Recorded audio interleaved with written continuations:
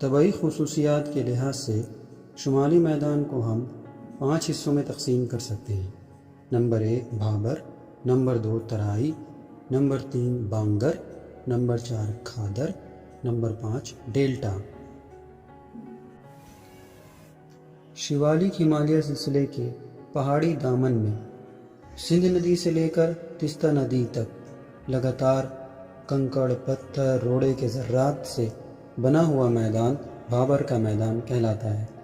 اس میدان کی تشکیل پہاڑ سے دریا جب کنکڑ پتھر کو اپنے ساتھ لے کر چلتے ہیں تو میدان میں داخل ہوتے ہی بڑے بڑے پتھر بہاؤ میں سستی کی وجہ سے جمع ہونے شروع ہو جاتے ہیں۔ اس طرح اس علاقے میں تقریباً 8 سے لے کے 16 کلومیٹر چوڑا کنکڑ پتھر کا میدان دیکھا جاتا ہے۔ یہ میدان اس قدر مسامدار ہے کہ یہاں بہنے والی ندیاں اس کے اندر غائب ہو جاتی ہیں۔ طبعی خصوصیات کے لحاظ سے وسیع شمالی میدان کا دوسرا اہم میدان ترائی کا میدان کہلاتا ہے۔ بھابر کے جنوب میں 15 سے 30 کلومیٹر چوڑائی میں پھیلا ہوا یہ دلدلی اور گھنے جنگلات کا کافی مشہور میدان ہے۔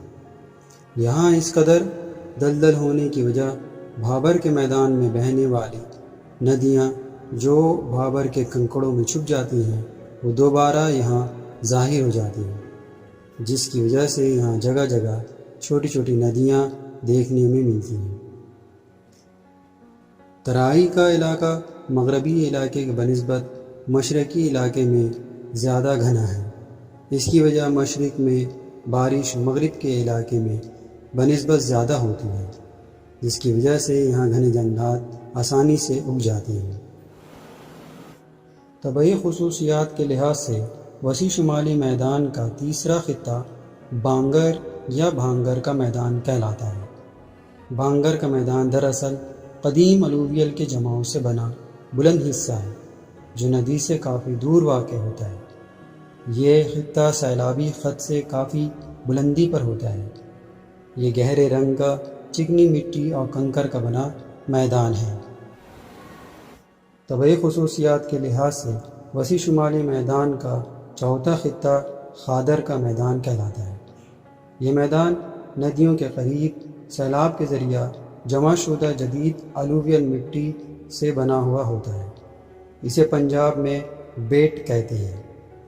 یہاں کی مٹی ہلکے رنگ کے ہوتے ہیں اور خاص طور سے ریت، کنکڑ، کیچڑ اور چکنی مٹی کا بنا ہوا یہ میدان ہوتا ہے۔ یہ میدان بقیہ تمام میدانوں کے مقابلے میں سب سے زیادہ زرخیز ہوتا ہے۔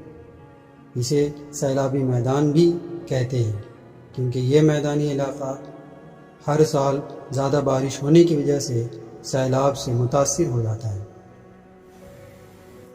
وسیع شمالی میدان کا یہ 5واں اور سب سے آخری خطہ ہے۔ ڈیلٹا کا میدان ندی کے دہانے پر بنا ایک مثلث نما میدان ہے۔ اس کی تشکیل اس وقت ہوتی ہے جب ندی سست رفتار ہونے کی وجہ سے اپنے کٹاؤ کی صلاحیت کھو دیتی ہے اور اپنے ساتھ لائے باریک سے باریک ذرات کو جمع کرنا شروع کر دیتی ہے۔ اس کے ساتھ ساتھ چونکہ ندی میں کٹاؤ کی صلاحیت نہیں کے برابر ہوتی ہے تو یہ شاخوں میں بٹنا شروع ہو جاتی ہے۔ ایسے شاخوں کو ڈسٹریبیوٹریز بھی کہتے ہیں۔ اس طرح دہانے پر ایک مثلث نما یونانی زبان کے حرف ڈیلٹا کی شکل کا کیچڑ اور دشوار گزار دلدل کا میدان بن جاتا ہے۔ یہاں کی مٹی چونکہ سمندر کے پانی یہاں داخل ہوتے ہیں اس وجہ سے یہاں کی مٹی کھاری ہوتی ہے۔ ایسی کھاری مٹی میں خاص قسم کے درخت جسے مینگروو یا سندری درخت کہتے ہیں اس کے گھنے جنگلات دیکھے جاتے ہیں۔ یہاں کے ان جنگلوں میں رائل بنگال ٹائیگر جو دنیا بھر میں مشہور ہیں پائے جاتے ہیں۔ ہندوستان کا یہ خطہ دنیا کے اہم بائیو ڈائیورسٹی ہاٹ اسپاٹ میں شمار ہوتا ہے۔ اس وجہ سے ماحولیاتی تحفظ کے لحاظ سے اس کا خاص خیال رکھا جاتا ہے۔